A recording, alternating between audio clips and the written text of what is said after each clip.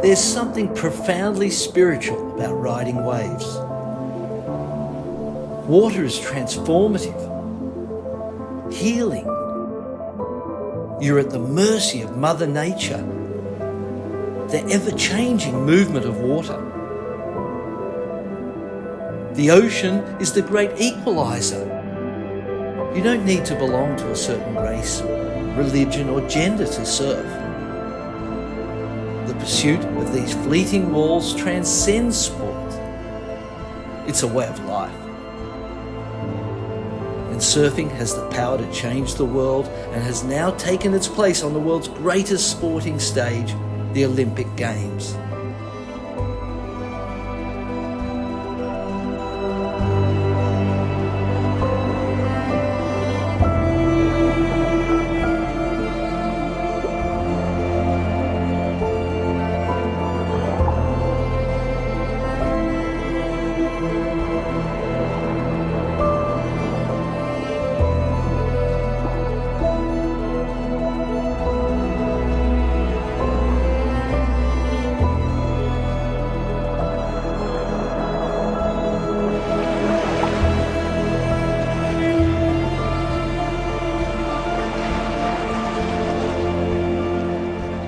Australian surf and swimwear brands have also gained lasting international success over the last half-century. Australian surfwear was really the first big international Australian fashion hit, which started in the 1970s. And in this film, we will explore the legends of Rip Curl, Billabong, Quicksilver, Mambo and Seafogger.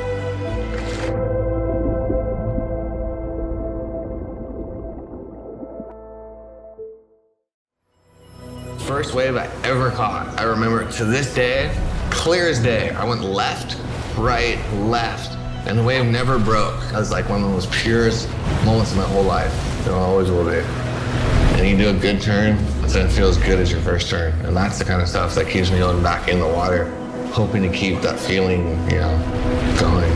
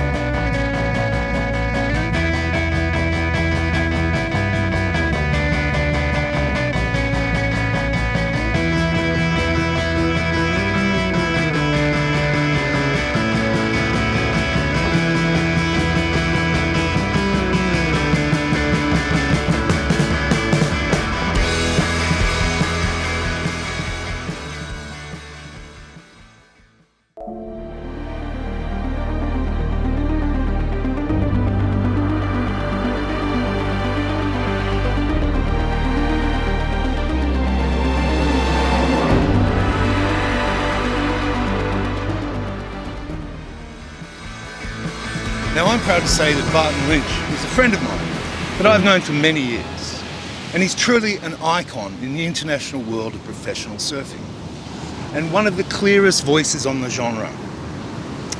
BL's natural ability, sharp intellect, and irrepressible social conscience, all combined, have made him one of the most formidable figures in surfing throughout the past 4 decades. Within the surfing community, Barton Lynch is regarded as the thinking man surfer. Now, the former world champion earned himself a reputation on tour as a tactically astute competitor, as well as becoming a respected spokesperson for surfing as a sport worldwide. Since his retirement from the professional tour, Barton's work with the WSL has him become the voice of surfing and is known for his opinions, storytelling and eloquence. And it made sense to include him in this film in our series. My name's Barton Lynch. I'm 60 years of age. I was born in Sydney, Australia at Manly Hospital. I now live in Hawaii at Sunset Beach on the north shore of Oahu, and I just surf my brains out. When I grew up, we lived at Whale Beach, and my dad was always at the beach. He was deeply involved in the Surf Life Saving Club. He started an open ocean swim race, the Palm Beach to Whale Beach Big Swim, which still runs to this day. And so I was always at the beach, and that was his answer for everything. Even if you were sick, he'd say, go to the beach, have a swim, that'll fix you, you know. And so he passed away when I was 11, and surfing really became my medicine in that sense. I saw it as a way of creating a future for myself and supporting myself through the rest of my life. And so it was a really life-saving thing for me, surfing, you know. And as it turned out, I went on to win the World Surfing Championship in 1988 at the Pipeline here in Hawaii, and I had, you know, achieved a bunch of other stuff, I suppose, as well. But you know, in the end, that professional surfing part of my life was 15 years, so 1/4 of the 60 I've lived, but surfing itself has been 3/4 or over, you know, nearly towards 75% of my life. So I've always been surfing, whether it was competitively, recreationally, any which way I can. The grounding for Australian fashion was the surf industry. I mean, the biggest surf brands in the world are Australian. Billabong, Quicksilver and Rip Curl. They're Australian. They're so big now and so iconic internationally that people forget the fact that they actually were Australian. That's where our fashion really got noticed around the world, and swimwear was a very logical extension to that. I feel like surfing has so much to offer people in terms of the way they live, you know. Is there spirituality in surfing? Definitely, because there's spirituality in life. There's spirituality in every breath, isn't there? You know, there's this gratefulness, this attention to the breath, this moment of you know, just of joy. That's what, when you cut out of a wave, right? And when you drop into a wave, first to catch a wave's a very difficult thing, mate. To put yourself out in the ocean, that is just this moving, wild, freaking volcano that you're sitting in the middle of, that's ready to just land on you and send you down and not let you up at any given moment. There's a lot of inherent fear just by paddling out there, and then you've got to find and position yourself as this random moving thing, speeding object comes through the area. You've got to position yourself and get the speed up to try and let it get you and give you the chance to ride it.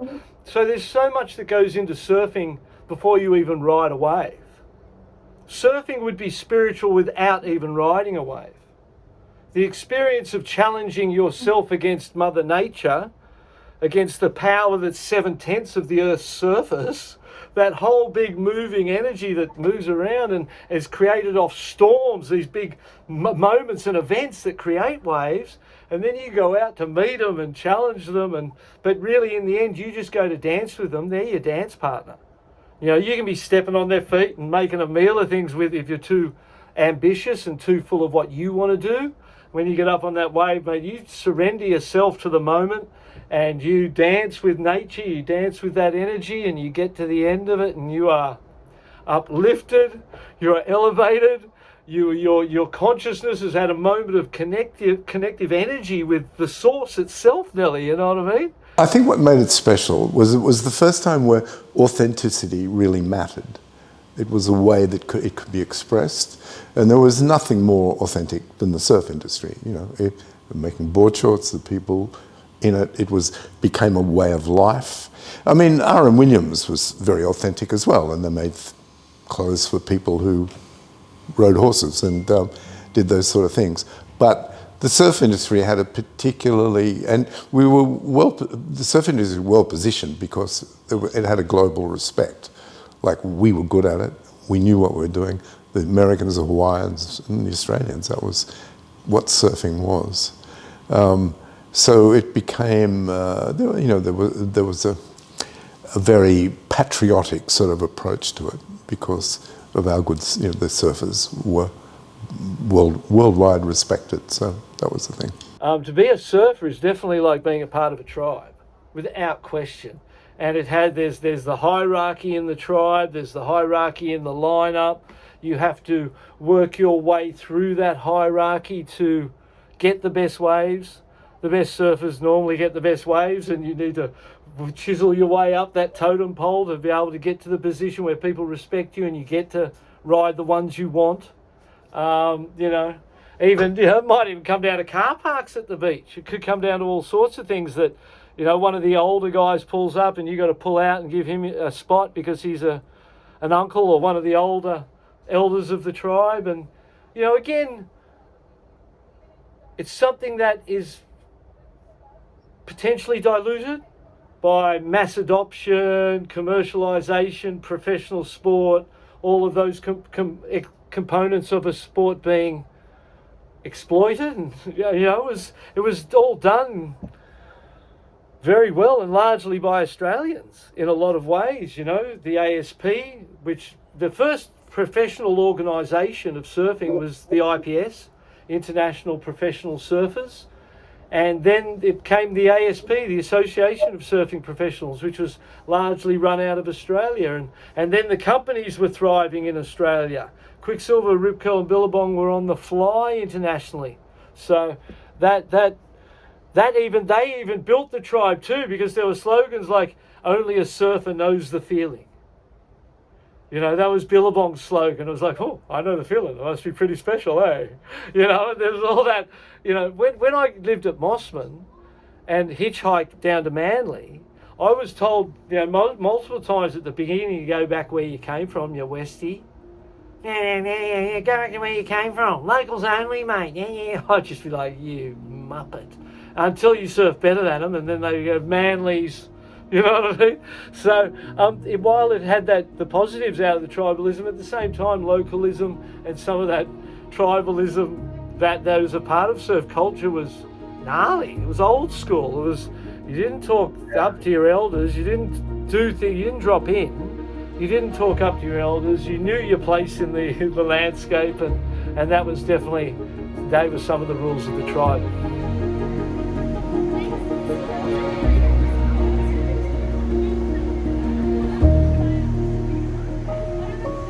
Well, I guess in the 70s, Australia, it's such a beach state. Most of the population is around the coast. We have great surfing beaches, and it's something that everybody, I guess, from overseas would see Australia as. Even John Whitsick, there was Tracks magazine back then, I think, and everybody would look to that 70s kind of teeny weeny bikini back then. And, this was all about surfing and about the beach. And I think we had a very casual attitude towards dress. It's only been in the last 10, 20 years, I think it's been about the cocktail dress. There was much more downtown New York, everything in New York was kind of power dressing, cocktails, suits, and Australia was still, you could go in your thongs to a restaurant. I think that surfing was always, and as they say in School of Rock, what does he say? Stick it to the man meiosis. Or, surfing always had a bit of that stick it to the man thing in it. It was a culture that was going the other way, and while people were putting on suits and ties and going to the city to work, the guys that I was looking up to in Surfing World and Tracks magazine and these early publications, they were going the opposite way. They were going to the country. They were growing their own food and shaping their own surfboards and going surfing every day. And it was an idealistic way to live, mate. And as a kid who lived in Mossman at this time going through high school, I used to see the gridlock traffic every day.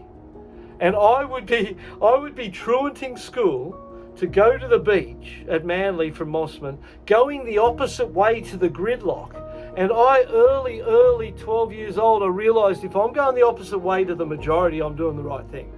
If you're in that line and you're all going the same way and you're going with them, you better have a good look around because something might be up, And that was something I learned really early, and surfing gave that to me. That's what it was. It was going the other way. It had an idea of a better way to live.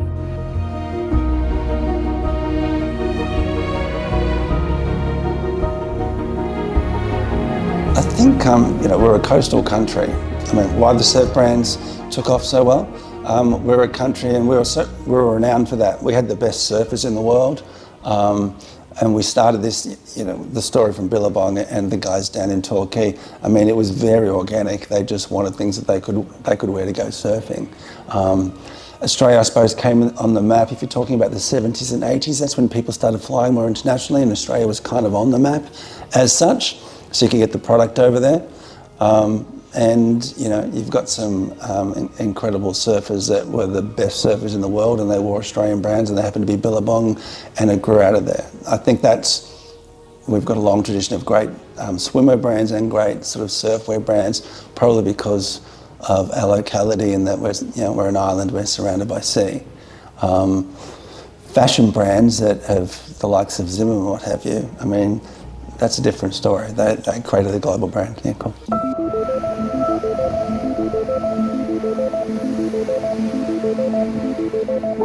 I'm tripping on the fact that the Australian surf companies or surf brands were the first Australian apparel clothing companies to make it on the international market is amazing. That is, and it speaks to the connection of Australia and the beach, and it really resonates with me that I can see all of that being a fantastic moment in time, a fantastic opportunity, and those guys as young Aussie blokes who just wanted to not have to get a job so they could surf, navigated their way through the world of international finance and business and retailing and all of those things where they had found themselves with that popularisation of surfing and their brands being the owners of it essentially. They did an incredible job, eh?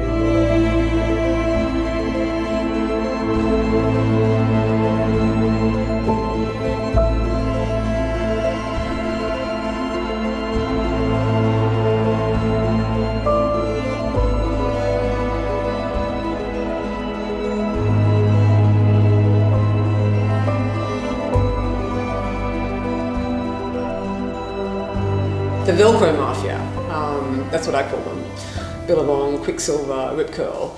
I did a story about them for Australian Vogue, ages ago, and called the Velcro Mafia, and how they kind of wrote the rule book for brand marketing that was followed by people like Tom Ford and pretty much every luxury brand, in that they didn't sell to department stores. They were very, very, close-knit with their distribution. They only ever worked with surfwear, surfers, and they were very precious about their brands and the products that they did, and that's why people joke about them being a kind of mafia, because they didn't go and do stuff that some of the other brands did, other international brands that I can't remember, but didn't become as big as these guys. And they did cross the $1 billion threshold. They were the first sort of apparel unicorns in Australia, and then some of them grew too fast and went offshore and sold, and other things happened. But it's a great story. And I've never heard that term, the Velcro Mafia, before. But it's pretty appropriate, and it just fits the bill perfectly. That's what you got to say, mate. I don't know where that came from and who termed that time and those companies that, but felt a bit like that from the inside. So yes, the Velcro Mafia, I think Paddy Huntington has referred to them as, which is not derogatory. I don't think it was just they were strong and they owned that distribution. So they, like all distributions, they fought to own it and keep people from coming into it. The stores ended up to keep Billabong or Quicksilver, they had to buy a certain amount of it, otherwise they'd start to lose it. So there was a kind of, they controlled the market for sure. So when I came into it, my whole thing was to take the piss. And because I found their behaviour pretty, and they were, when we came along, they laughed at it, said we were of no consequence, and made jokes about us. And we made more jokes about them because, that sort of youth exploitation style I found pretty kind of uninteresting. It really makes sense. I mean, people know and trust that Australians know the beach lifestyle and know how to hang out and surf and spend your afternoons on the beach like no one else in the world. Maybe the Brazilians have a bit of a competition going with us, but Aussies know the beach and know how to enjoy it and live a life that is all about that.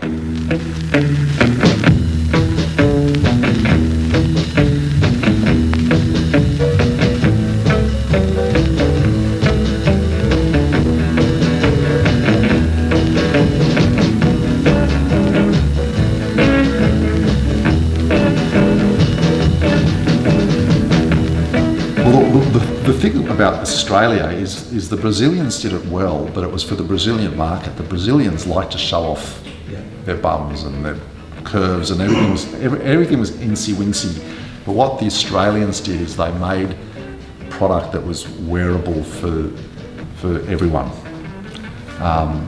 And if you were a bit shy or had lumps and bumps that you didn't want to show, Australian surf and swimwear really catered to all people. It was very wearable. I grew up on the northern beaches in Sydney, so I was very much living that lifestyle and a part of all that lifestyle in the 70s and into the 80s. It's just, I don't know, there's just something very Australian about that lifestyle and the look of it and all those, the pastels and the t-shirt, the logoed t-shirts and the patterns and the boardies and all of that. For me, it's quite nostalgic because I was brought up in that culture. I think Australians probably do amongst the best surf wear and swimwear in the world. The Brazilians do a pretty good job of it as well, but I think the Australians are really good at it. I think the reason why it got traction, and this is my position on the Australian fashion as a whole, is that first of all, we're a small country in the Southern Hemisphere. So we don't have a big market, and most of fashion is driven by Europe, Italy, UK, US. It's all driven by that. And because it's seasonal as well, and the seasons are reversed. So first of all, it was too easy to go to the Northern Hemisphere and knock everything off because it was there the season before, so you could just go and do it. But that's if you're making black cocktail dresses or something. But whereas once the surf industry started, it was something real and it meant something. It was tangibly interesting to people because it was, it was sort of slack but colourful, but it implied making a life out of surfing. So it was, it really did mean something.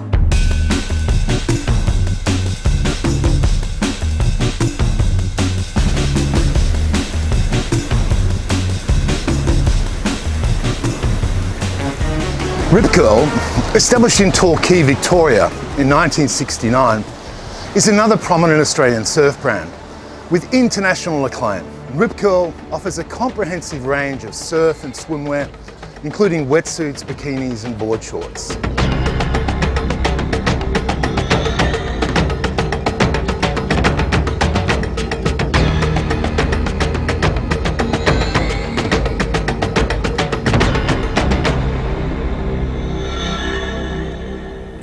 To find, 3 or 4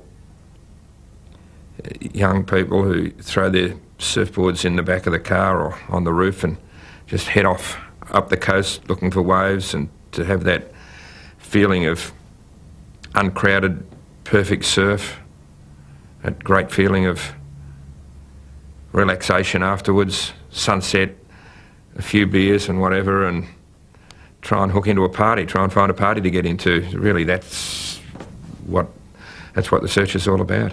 Free skiing, board sailing, wakeboarding, skateboarding, street surfing. So surfing really encompasses all of those things. And it's the same spirit that lives within all of those people that drives them to those activities. I guess the search came first. It's hard to say, it's hard to pull the two apart, but we had in mind that lifestyle and that surfing as much as we could first, and that's why we created the company. I mean, we did what we did. We lived that sort of life. We made a few surfboards to help ourselves and then our mates surf a bit better, and that's how the company was born, really. The search really was the driving force that led to the creation of Rip Curl. Doug Warbrick is one of the great characters of Australian surfing. There's ways he moves that's imitated by people, the way he jumps when he gets excited, like a little rabbit or whatever. He was always more the front man, Doug Warbrick. He was more the front man, and Brian Singer was the guy in the background.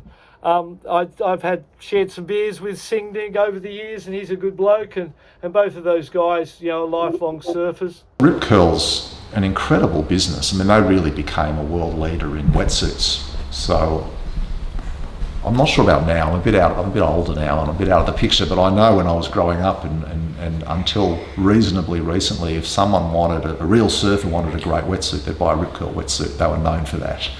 Yeah. And that's an incredible knowledge and technical know-how that they had.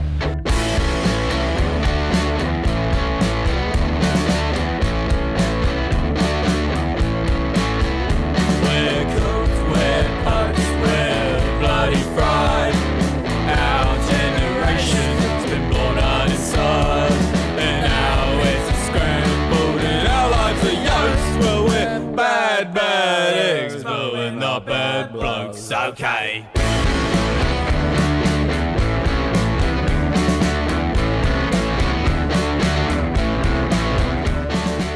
Yeah, well, it's a massive continent with waves all the way around it, besides that little top third or whatever, And there's there's city locations, and then there's those wild outback type of locations, extreme South Australia, northwestern Australia, all around it. There's incredible waves, and I think once people surf, they then decide they don't want to work. They know that there's something better and that they want to just go, and I think that's what created Rip Curl, Brian Singer and Doug Warbrick, Billabong with Gordon Merchant, Quicksilver with Alan Green and John Law and others, and the other people that are a part of those things. Those guys created those companies so they didn't have to work. That's I think that was their motivation. Not, they were like, well, if we can sell a few wetsuits, or if we could, and so the culture started from very humble roots with, I don't think that much ambition in it, not the idea that we're going to create billion-dollar businesses or multi-million-dollar businesses and sell them one day.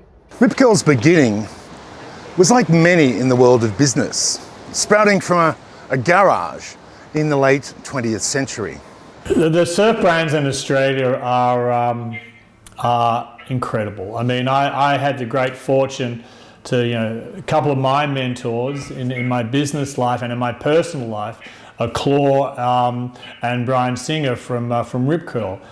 They're a little bit older than me, but I grew up under their wing in Torquay and also at Mount Buller. Great friends with their kids and families. So I got a bit of an insight into that world. Also with the Quicksilver crew and with Roxy. And so they really put Australia on the map in terms of lifestyle and surfwear, and those international brands were really hugely successful before the ready-to-wear part of the industry, Australian Fashion Week. The surf-obsessed founders started the business as a way to make money while doing the things that they loved. And soon the two were selling 4 boards a week to the thriving local surf community in Torquay, Victoria, just next to Bells Beach, the world-famous surf destination. Rip Curl grew from there, diversifying into the key wetsuit market a year later, and quickly picking up steam in the surfing community, gaining notoriety on both the Victorian and Queensland surf coasts. What made Rip Curl unique and what made Quicksilver unique was that they came from Torquay. They came from, an hour, what it would have been longer back then, right? An hour now from Melbourne south, and it's cold and it's freezing, and you're thinking, wow, it's not really the place where you imagine surfing to come from. You think it'd come from the beach where it's warm, the Gold Coast, whatever it is, which is where Billabong did come from. So Billabong came along a more traditional route of being from that end, but Quicksilver and Rip Curl sort of, I think, surprised a lot of people. But there was credibility in being from the cold, harsh place. The fact that you were from there validated your products. And when with Rip Curl, when you're a wetsuit maker, and you make wetsuits for that environment, there's credibility just with that. And they were able to take the quality of their product because they made great wetsuits. I was a period in time where I wore their wetsuits because they were the best. And they made great wetsuits. And that was because of where they came from, and there was great marketing that they were able to achieve out of that, not being from city locations, because it kind of, I suppose, romantically suited that that surfing culture, get away from it all kind of attitude or thing that we all loved about surfing. And I can remember inviting Brian and Doug to Australian Fashion Week to show them what they were doing and what we were doing. And they just thought the whole thing was absolutely hilarious. There's guys who were selling, wetsuits and t-shirts for millions and millions of dollars around the world. So I liken Rip Curl, Billabong, Quicksilver, Piping Hot, all the other heritage Australian surf brands. Their success was capturing this persona of what Australian culture and lifestyle was and selling that to the world. And they did it very, very successfully and in a huge way. And there's an element of this that I see today in Zimmerman. Zimmerman have been able to package that Australian spirit, that Australian vibe, that lifestyle, that resort, that Bondi, Tamarama sort of vibe. And they've been able to refashion it on a global scale. So it is now as relevant in Bondi as it is in Saint-Tropez, as it is in Capri, or as it is in the Hamptons in the US. So there's some analogies here between the famous surf brands of the 70s and the 80s and their continuous success and the attitude that Zimmerman's been able to ensue in a different sector of the market. So I think there's lessons to be learnt there. It was kind of weird because Billabong was from up north, northern New South Wales, southern Queensland. Rip Curl and Quicksilver were Torquay. They were Geelong people, and I sort of knew them and I got to know them, and I don't know, it was kind of weird, but they were never my friends or anything. Well, I never felt that I was part of the gang. We kind of kept separate on that regard. Look, they've been phenomenally successful. I mean, they're rich, but I think everyone knows the story that Quicksilver and Billabong are sort of owned by corporate investment now, and it's just a business. But in those early days, it meant something. People identified with it and wanted to be part of it, and they were very good at it. I mean, I had to take the piss because I couldn't make. I had to go and be them. I had to be something different. Upon announcement of their sale of their iconic surfwear brand in 2019, the Rip Curl founders, Doug Claw Warbrick and Brian Sing Ding Singer, said it was like seeing their baby grow up into an adult. And as the last founder-owned company from Australia's halcyon days of the 70s surf culture, the next chapter in Rip Curl's 50-year journey sounds like their final child leaving the nest, heralding a new era of maturity for the country's world-renowned surfwear brand. And it wasn't a small sale. It was a $350 million sale to the group Kathmandu. And it was a well-deserved payday for the founders who say they saved the retailer from issues faced by other surfwear brands going through astute business practices and an unwavering commitment to surfing.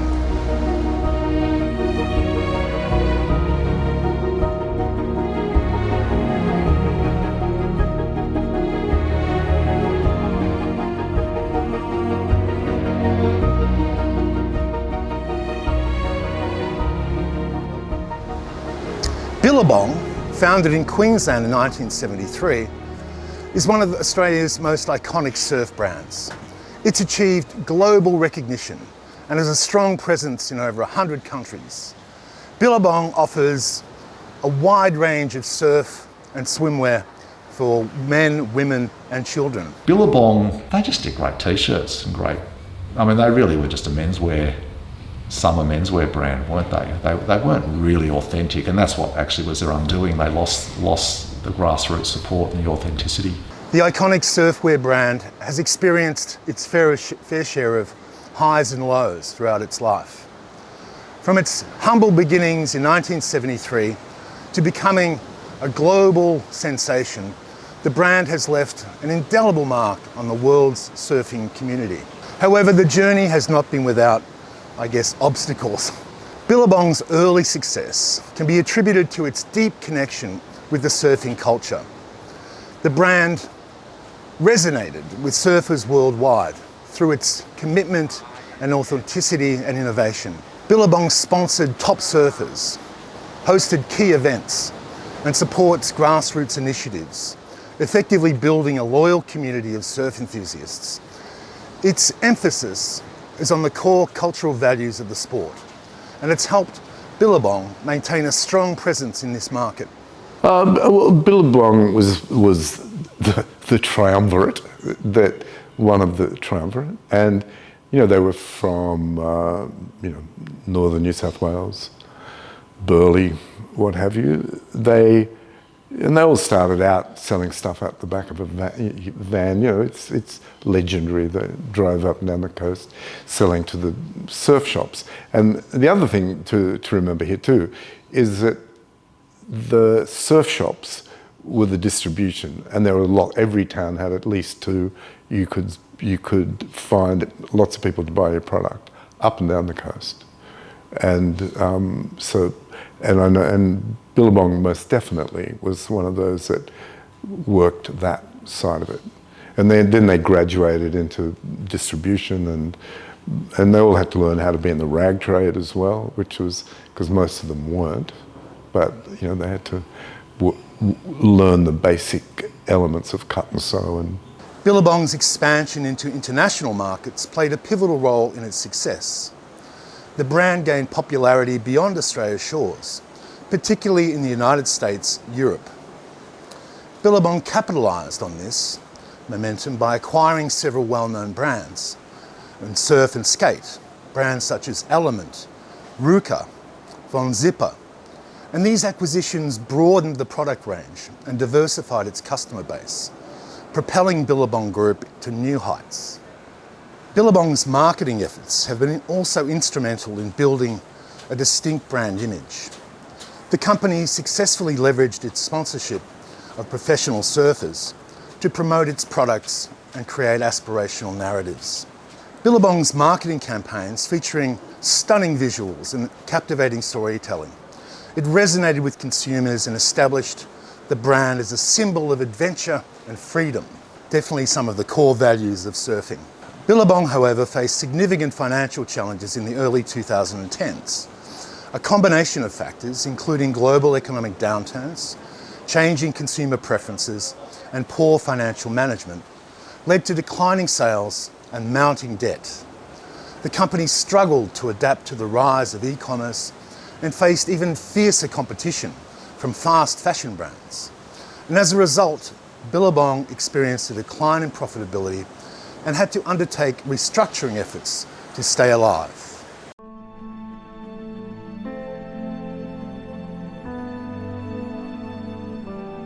Our playing fields have no boundaries. We go wherever our hearts take us. It's not just a sport, it's our life. We're all on this ride together. We live for adventure.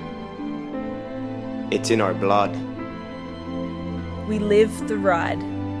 We listen to the wind and the water. And then we have Quiksilver. Although the brand was originally founded in the United States, Quiksilver's Australian division became the major contributor to its success. And Quiksilver is known for its surf-inspired clothing accessories, including surfwear and swimwear for both men and women. It has also a significant presence in the international market. I think Quicksilver was probably the first to do women's surfwear well. You know, they're their Roxy brand. I think they really got onto the fact that women wanted to surf as well. So that's really what gave them an amazing boost.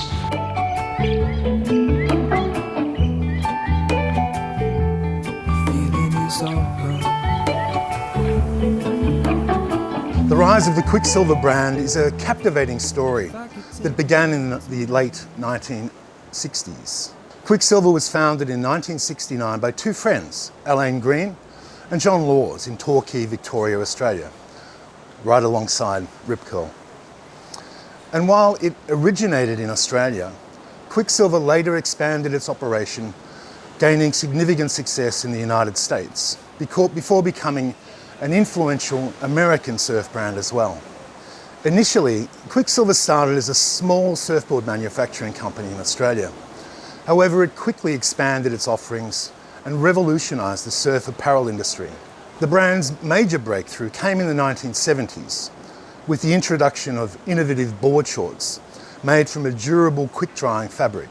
It became immensely popular among surfers and propelled Quicksilver's growth. A brief history of the original board short company. The year is 1969.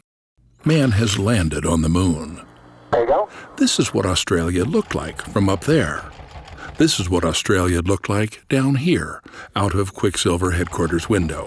While the astronauts were pushing the limits of technology, we were doing our own explorations. And what we landed on was the world's first pair of board shorts, made by surfers for surfing. We made custom pairs to give to friends and local surfers. We would get feedback from the best in the world on how we could make them better for each wave. And we would update them, make new designs. And we made them in every color under the sun. The reputation of Quicksilver board shorts grew quickly, and so did the demand. By the turn of the century, you couldn't paddle out to any lineup without seeing a pair of board shorts with a mountain and wave label. We expanded to countries and continents, and we made movies about it, all the while always updating the shorts with new, better materials and cuts, and making sure we always stayed ahead of the curve. Some of the best moments in surfing history happened in Quicksilver board shorts. And we're still here, still making the world's best board shorts. And while trends change, history doesn't. It all started from the original pair in Torquay. Quicksilver, the original board short company. You did all this stuff in the surf industry and implied that if someone bought your product, they would share in this reflected glory of some very good surfer. But, you know, and I was way too cynical and too political to sort of swallow that. So I just wanted Mambo to be this repository for ideas and things, and we loved surfing, and we loved these things, and we loved the music, and we loved all that stuff, but we just wanted it to be a more broad and interesting thing than just real surfers, real surfing. You know, that was Quicksilver's big slogan of the time. Capitalising on this success, Quicksilver expanded its product line to include a wide range of surfwear, such as t-shirts and hoodies and wetsuits and accessories. And during the 1980s and 1990s, the brand experienced remarkable growth, both in Australia and also internationally. As I said, Quicksilver established a really strong presence in the United States and Europe, solidifying its position as one of the leading surfwear companies globally. And Quicksilver's early success can be attributed to its ability to capture the essence of the surfing lifestyle and create products that resonated with surfers and other action sports enthusiasts. The brand became synonymous with quality, style, and authenticity. But I guess I can't complete the story without going to a little bit of its recent backstory of both Billabong and Quicksilver, which are both long and complicated. So let's start with the Board Riders.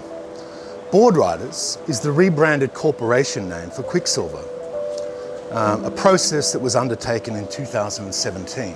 Quicksilver, plus Roxy and DC shoes, which it purchased in 2004, were acquired by Oak Tree Capital in 2016. Oaktree specialised in distressed troubled companies. And in 2021, Oaktree changed the name of its flagship Distressed Opportunities strategy to Global Opportunities.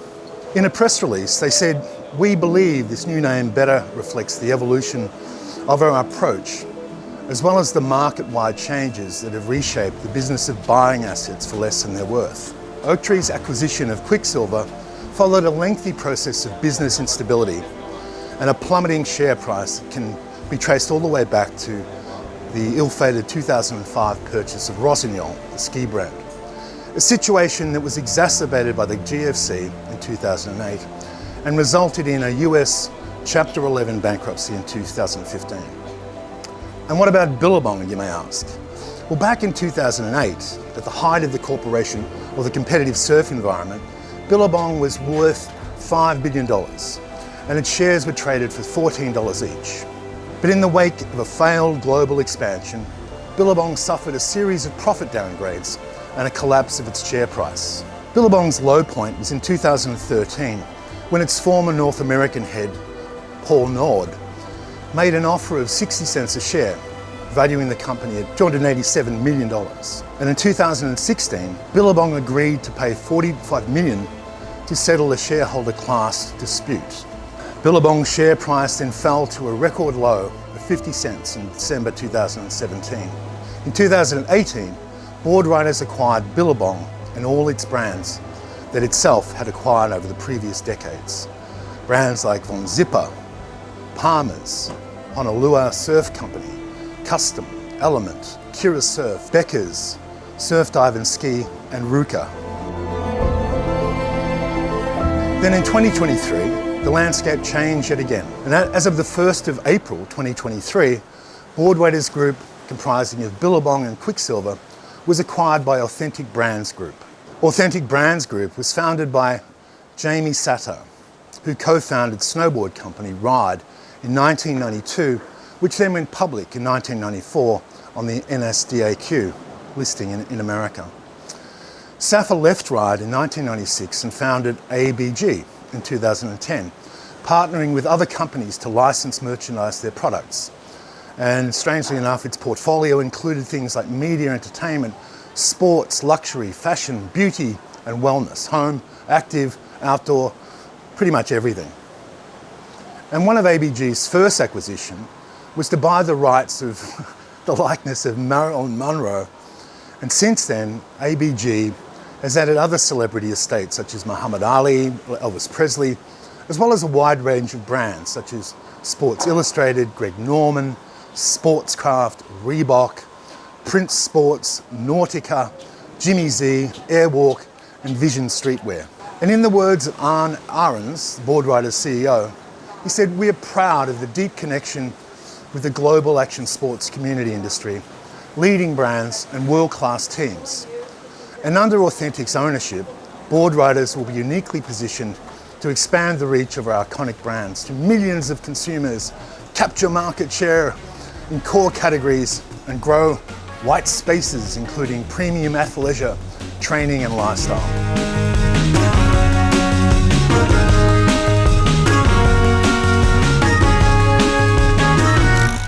Dare Jennings, or the irrepressible Dare Jennings, Mambo brand, has left an indelible mark on the world of art, fashion, and popular culture. It was founded in 1984 in Sydney by Dare Jennings himself and Andrew Rich, and Mambo quickly became a symbol of rebellion and irreverence, challenging the status quo and pushing many boundaries. Jennings is described as an accidental entrepreneur, and he started Mambo as an outlet for his creative energy and love for surfing and skateboarding. The brand's early designs featured bold, vibrant graphics and captured the spirit of the Australian beach and street culture. Mambo's irreverent humour and satirical take on popular icons and political figures soon gained a dedicated following. From those years, 1984 up to 2000, I think we were a proper art movement. The ideas and the notions and all the art and the commentary was a commentary on our lives as we saw them, and which I think any art movement should be. Like, it should be a reflection of the context that it comes out of. And I think Mambo did that very well. We challenged people, We introduced ideas, had all sorts of interesting notions that we brought to the fore, and as a result, I'm very proud of that. My name's Dare Jennings. I'm 73 years old. Been around for a bit, and I've done a few things that people seem to find interesting, and I'm more than happy to talk about those things. Mambo was a strange product because I was not in the rag trade. I was brought up in a farm. My father wanted me to be a farmer. I didn't want to do anything but that. But I knew rural life very well. But then I came to Sydney University, just up the road here, the one with the sandstone.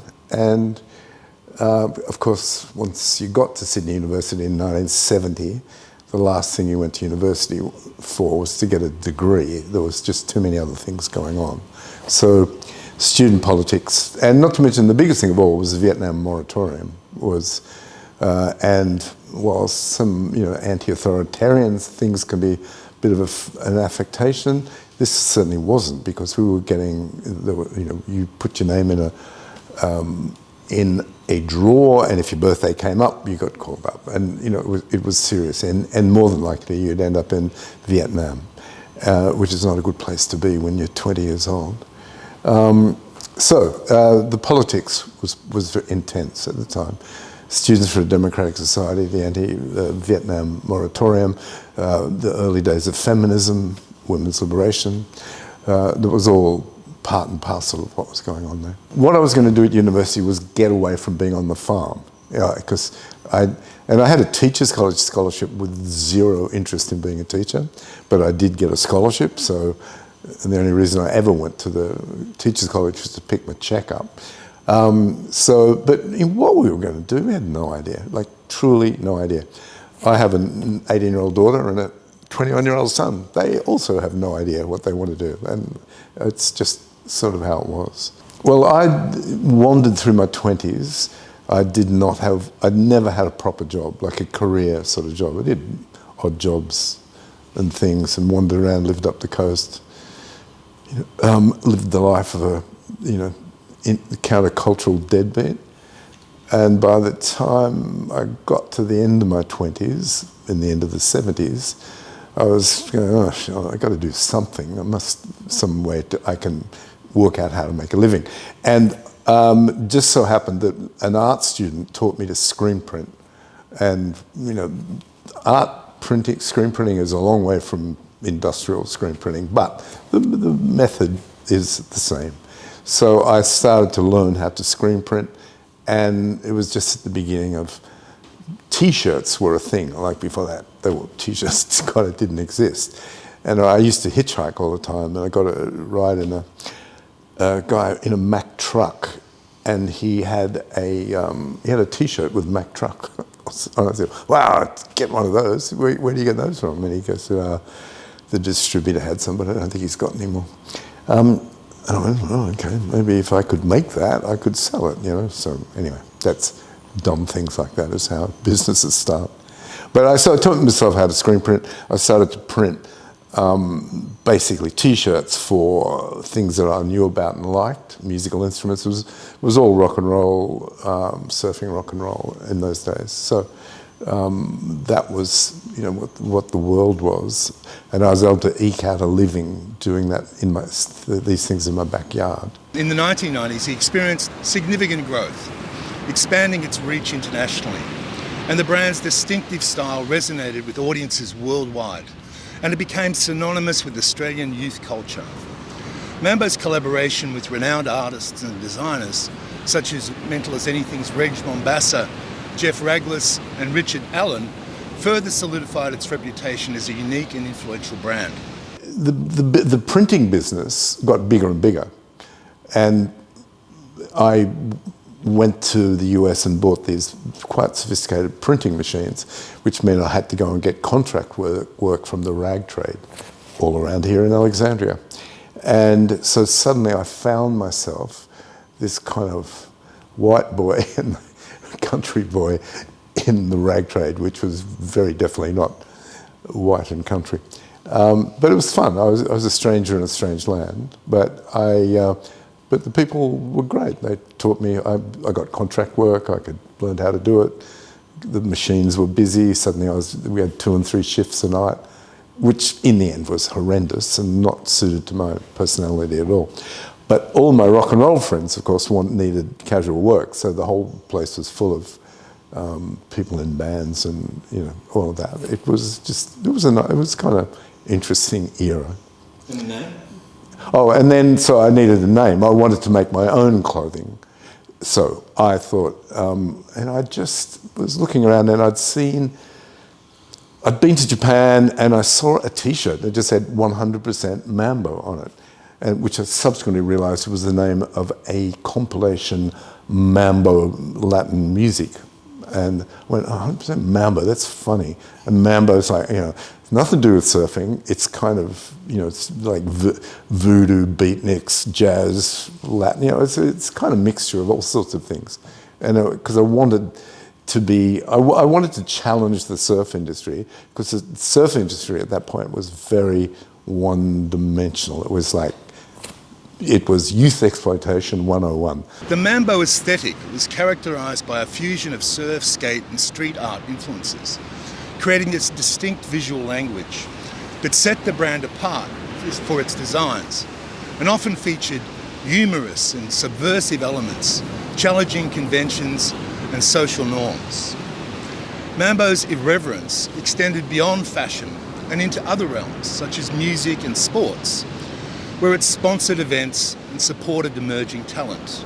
I grew up, in that rebellious side of Sydney University, which was typical of that era. But I think the other part was too that I at least had a commercial sense that if we just went into that market and said, we're the same as Quicksilver, Billabong and Rip Curl, people would go, well, we've already got them. So we had to provide something that was an alternative to it. So whilst we were in the market, we were in that business, we were in that distribution, we had to be distinctly different. But then later on, Mambo took it to a different level. So I would say that Mambo then was like the Zimmerman now. They added prints, they added stories, they added texture, they added colour, right? It was, very definite, very individual, and so what they created was and they changed the whole look of surfwear then, the Mambo boys. They changed it all for having fun and being ultra fashionable with it. I had started early on Phantom Records, which was an import record store, where we would ship records, air freight records in from London, from Los Angeles, and it was just a wonderful time. It was exciting, and then we started our own record label. So it was just pressing some records, putting them in a sleeve, and it was not a proper Michael Gudinski sort of record label. I knew him quite well, and he would always laugh at me and say, "What are you doing? You don't sign those people up," which we never did. But we put out the first Sunny Boys record. We put out the Hoodoo Guru's first record. I mean, it was more about just the fun of doing it and the enjoyment of doing it. So we had a record store. We brought in the records. So that was one half of my life was this music, indie music. That was it was a strange time, and we were being sued for copyright infringement. It was bizarre, but anyway. But all of that it was easy to sort of bring all that into Mambo, because it was about music, the people. Through that, I knew Reg Mombassa, I knew Richard Allen, I knew all of lots of artists contributing artists came from that music scene. I can't draw a straight line, as they say, but I've just loved art, and I could always see the power of it. The pictures worth 1,000 words, as they say. Sometimes worth $1,000. But anyway, the power of graphics, the power of images is incredible, and through that we've got an identity, and that identity we could take around the world, and people We were in London, being what we were doing, and we had a thing with the graphics. We weren't doing harbour bridges and kangaroos.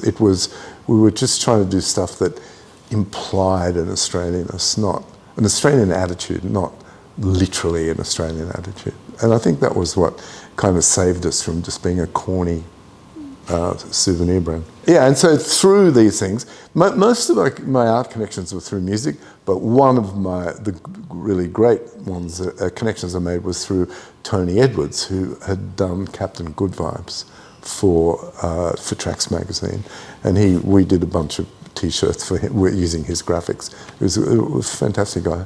His stuff was hilarious, and yeah, it was one of my enjoyable things. The farting dog was. I used to travel a lot, and I bought a lot of graphic books in Europe, the comic artists from Europe, and there was one Belgian artist called Eva Moulin, and I remember this funny image of a cat farting depicted by a musical note, and that's how that became a dog. And again, these things although that was funny, but it was annoying because I really didn't want us to be the company, the brand that was hung its hat on a farting dog. But these things, once they're done, they're done. Oh, I think they were iconic. Mambo was one of those iconic brands that it kind of spoke Australiana to the world. In the graphic, it didn't even need to have words to speak Australiana. Just the graphics and the images and the colours and the way they put that brand together, the messaging was always on point. There was never confusion. They had their lane. They were deep in that lane. It was all based around great art and witty but political, satire and stuff. I remember when we went to France, and I'm not exactly sure it was early 90s, and we went to France. French nuclear testing was happening in Muro Atoll, and I wanted to organise a protest while we were there. And I went to Mambo and said, "Hey, would you guys be able to make us a T-shirt for this protest we're going to do in France?" And they made this amazing shirt. The great quote, "Let them eat cake." Marie Antoinette, "Let them eat cake." They did this T-shirt which had "Let them eat yellow cake," and I took these 60 T-shirts over to France, and the world's best surfers all put that Mambo T-shirt on and walked down the street of Hossegor and protested against that French nuclear testing, and that was something that maybe not other brands would touch. But that kind of speaks to Mambo as a brand and their willingness to hang it out there for the good. Yeah, Mambo is a really interesting story. I mean, I used to wear a lot of Mambo when I was in my 20s. It was just starting up, I think, in the 80s. The graphics were fantastic, and the colours and the patterns, all of it. It was very original. We had great fun in coming up with manifestos, but they were all taking the piss. Not one of them was ever written seriously. And we would get people thinking that it came from a beer garden in some Western Suburbs pub or something. It was, and then when I went to Europe, there was a lot of the Milano Centrale railway station. It was this beautiful thing, Gothic, Mussolini era art, and I brought all that back. And Reg made this whole manifesto based on fascist art, and then it was so much fun. Reg was fantastic, and I was watching something on Four Corners, and it was about an Australian guy who had gone around to some of the private schools, and he was putting together this determinist idea of how you can live your life, and he was getting some traction, and I think it was called the Australian Jesus. I said, "Hey Reg, did you see the Australian Jesus?" The next thing Reg does this whole lot about a carpenter from the Hunter Valley. Mambo's just a whole other ball game. That was just this highly creative endeavour by these incredible guys. I mean, Dare Jennings is an absolute icon who I know personally and is an amazing man. And That was just creative. I mean, call it surfwear, call you what you want. It was just an incredibly creative endeavour.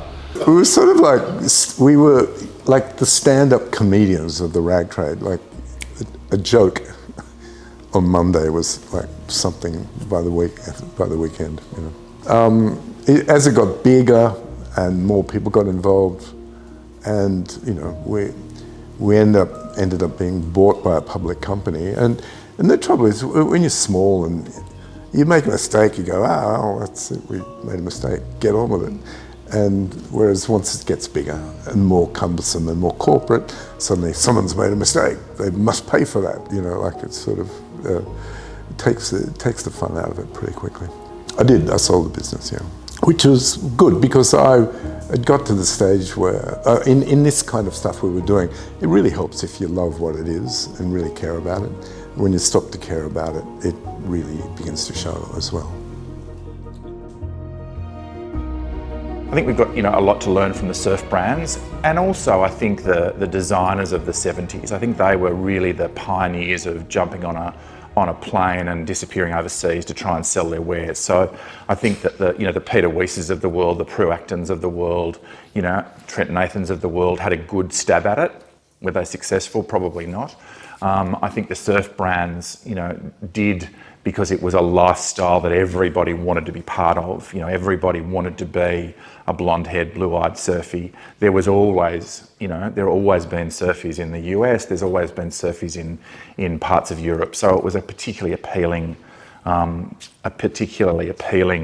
opportunity. But I think that they went big and they fell over because they didn't shift with the times. There came a point where, they had grown to an extent where, no kid wanted to look like their dad wandering around in a pair of knee-length Billabong shorts anymore. So I think, the thing that I learned from that is, change is as good as a holiday for brands, and they've got to be prepared to look hard at what they do and move on to remain relevant.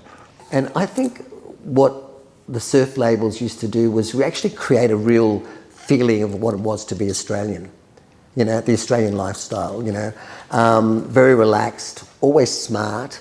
They're all still going. That's what's so amazing. They're still going after all those years. And I just think that that's just the DNA of being Australian, because I don't really know. I mean, Americans try. It's almost like the Hawaiian shirt.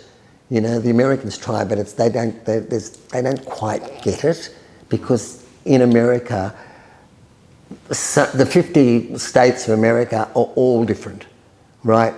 So there's not this. I think California is probably the closest to how the surfwear labels here work. But yeah, I mean, that was a great era of clothing because it was a choice. There was a choice. You could dress down or you could dress up.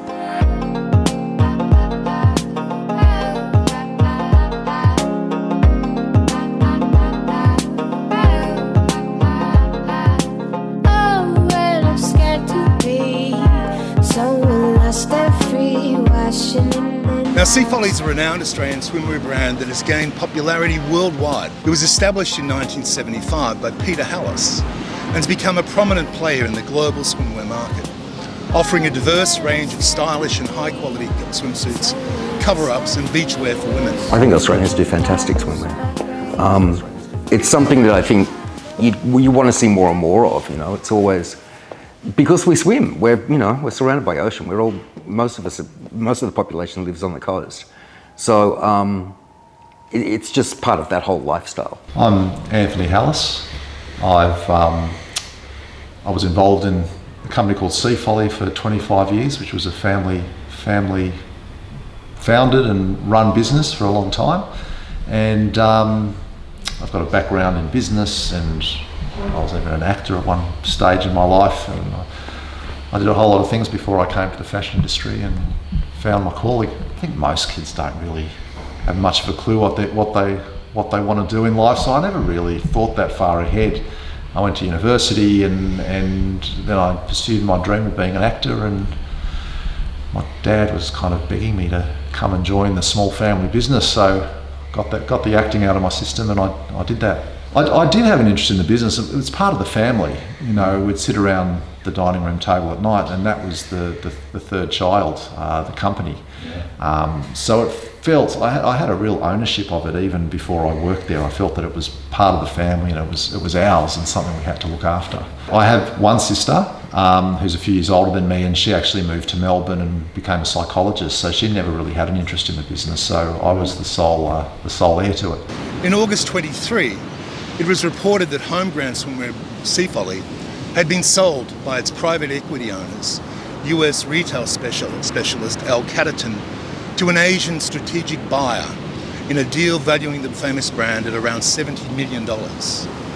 Yeah, well, my father is a Holocaust survivor. He came here in 1956 without a penny to his name. He just had to put food on the table for himself and my mother and us, and he really did anything he could, and he was an amazing salesperson. He's a very charming Hungarian gentleman, and he could sell ice to Eskimos.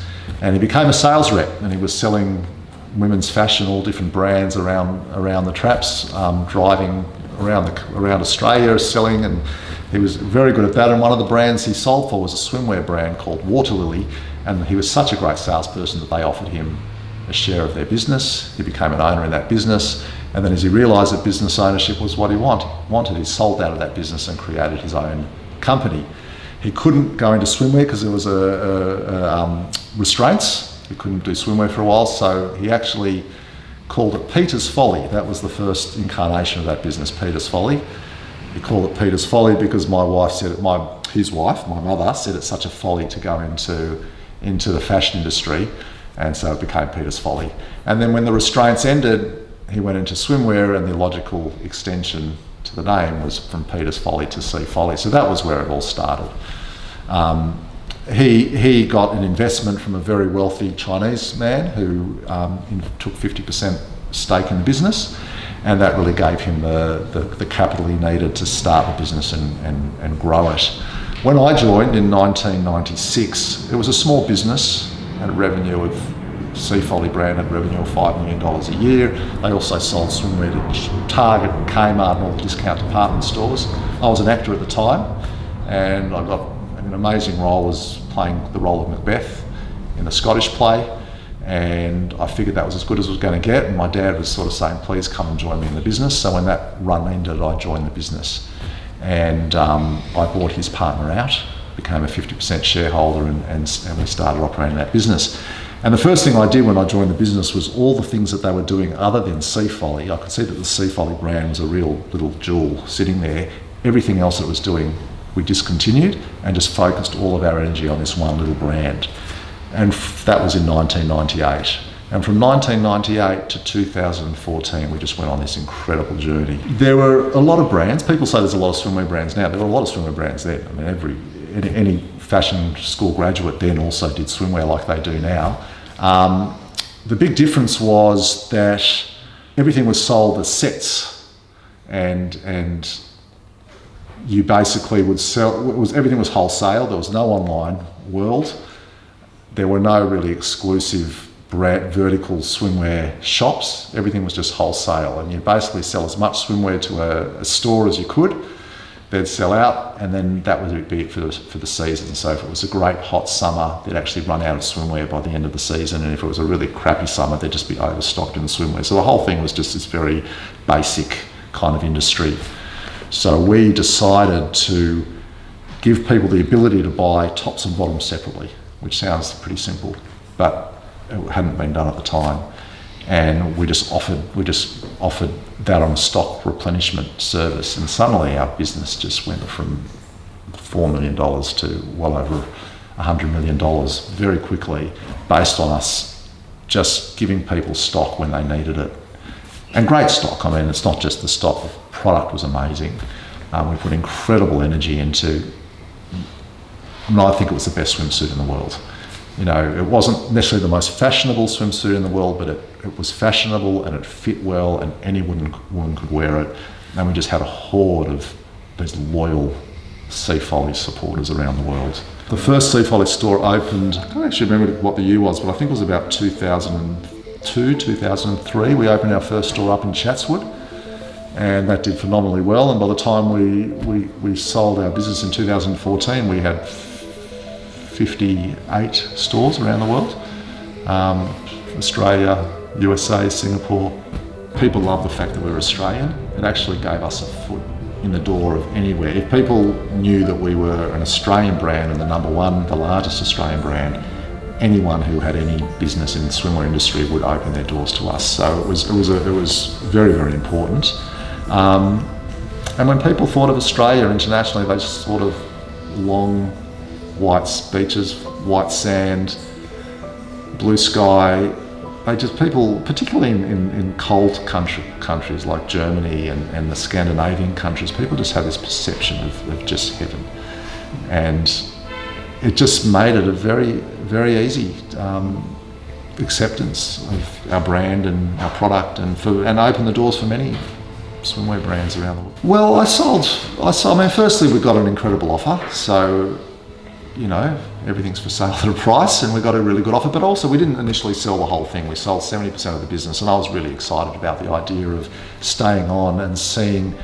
We sold it to El Capital, which is the private equity arm of LVMH, and the idea of linking up with a business like that and getting access internationally, we thought it would give us an incredible leg up and allow us to do things we probably couldn't have done by ourselves. So it was both. It was the money, but it was also, we thought it would give the business the ability to grow to its full potential.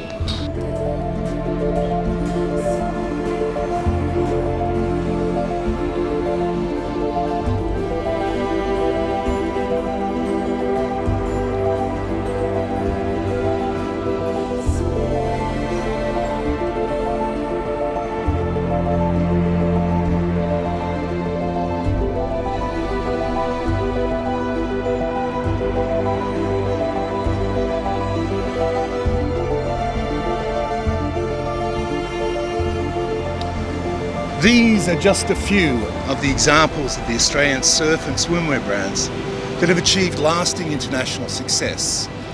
There are many other notable brands with international recognition, including Roxy and Speedo. Yeah, the 70s surfwear business, I mean, it's very much the Australian lifestyle, isn't it? That's what we are. And, you know, again, where Australia does very well in fashion is to do with resort wear or lifestyle factors. So again, my agency is very strong in resort wear, and it's this outdoor. We Australians love outdoor. We have a very casual society. We live and breathe the surf, we live and breathe outdoors.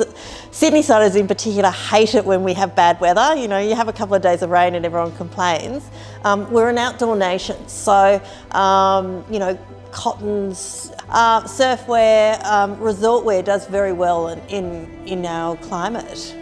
Just being able to be free, and the idea of, for me, of, you know, a road trip is a classic part of Australian surf culture, where you and your mates, your friends, you get in the car, you drive up off the coast, you don't know what you're going to experience, what you're going to get, and you just live in that moment, have those moments, and you remember them for the rest of your life.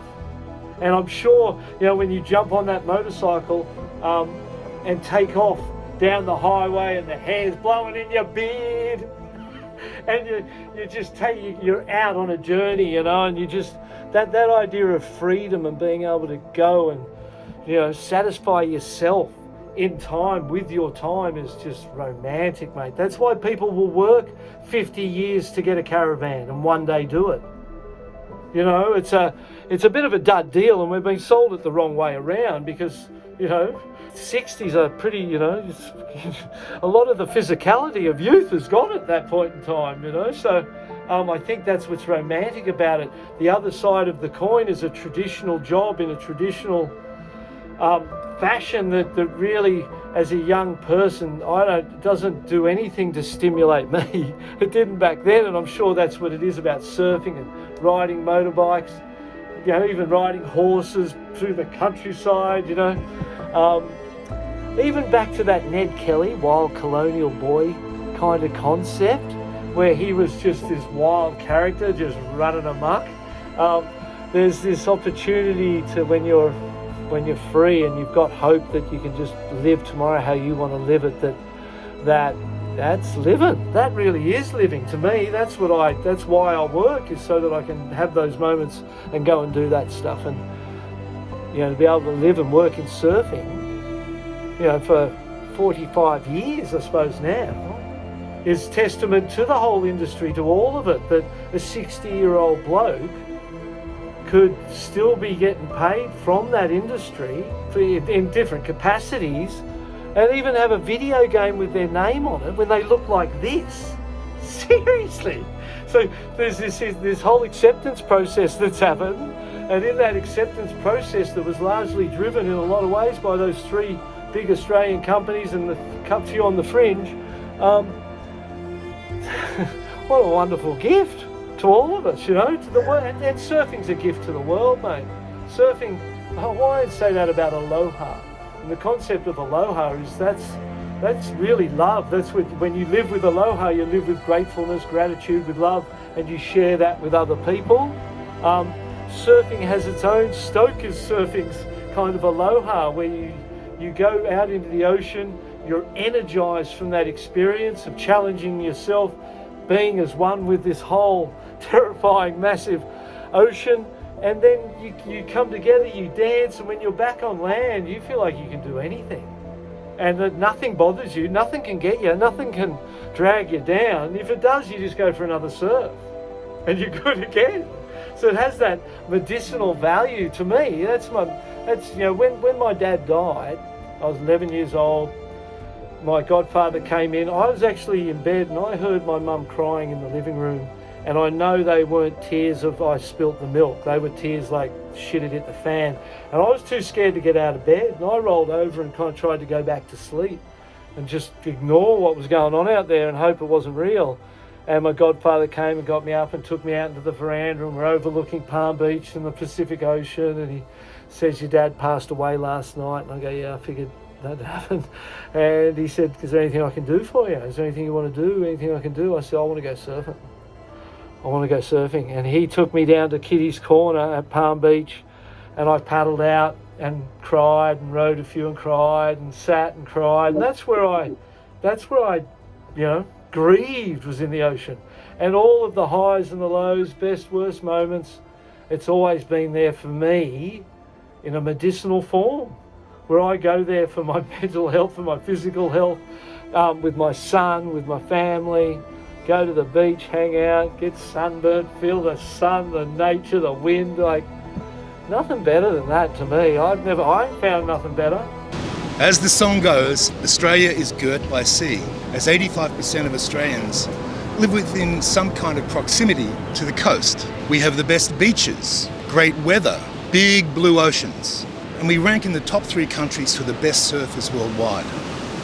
There's no secret, or make any sense of it, why Australia would have the best surf brands.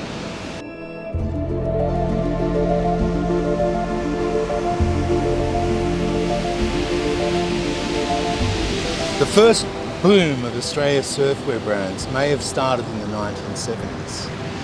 But you can bet this is a category that is going to continue to grow and excite and delight both fashion, surfwear and lifestyle buyers all around the world.